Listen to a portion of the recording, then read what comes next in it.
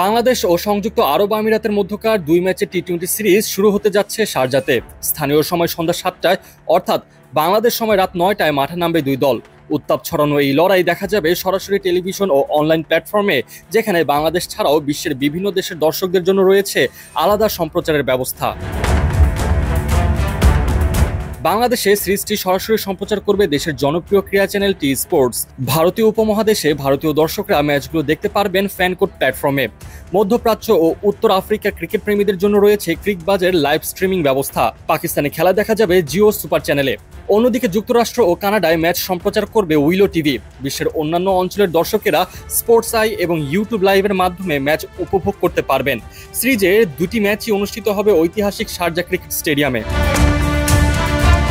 এই সিরিজটি বাংলাদেশ ও সংযুক্ত আরব আমিরাতের মধ্যে দ্বিতীয় দ্বিপাক্ষিক সিরিজ। এর আগে একবারই আন্তর্জাতিক সিরিজে মুখোমুখি হয়েছিল দুটি দল। সেই অভিজ্ঞতা পুঁজি করে এবার টাইগাররা চাইবে মাঠে নিজেদের শ্রেষ্ঠত্ব দেখাতে, আর স্বাগতিকরা খুঁজবে ঘরের মাঠে চমক দেখানোর উপায়। শারজার রঙিন সন্ধ্যায় জমে উঠবে লাল সাদা জার্সির দ্বৈরথ্যে। মজার ব্যাপার হলো, পাকিস্তান যাবার সরাসরি কোনো মাধ্যম না থাকায় আরব আমিরাতে এসে যাত্রা বিরতির মাঝেই এই সিরিজটি হুট করে আয়োজনের পরিকল্পনা করা হয়। বিসিবির কাছে একটা প্রস্তাব রেখেছিল আরব আমিরাত ক্রিকেট বোর্ড। দুটি টি-20 একটি সিরিজ খেলতে চায় তারা। বিসিবিও হিসাব করে দেখেছে বাংলাদেশের জন্য এটা লাভজনক, তাই আরব আমিরাতের বিপক্ষে ২ ম্যাচের যাত্রা বিরতি সিরিজই বলা যায় এটা। এ বছরের শেষের দিকে অনুষ্ঠিত হতে যাওয়া এশিয়া কাপ কিংবা আগামী বছরের শুরুতে বিশ্বকাপ, যে কোনো একটি বা দুটি টুর্নামেন্টের ভেন্যু যদি কোনো কারণে বদলে যায়, তাহলে সম্ভাব্য বিকল্প ভেন্যু হিসেবে সবার থেকে এগিয়ে থাকবে সংযুক্ত আরব আমিরাত।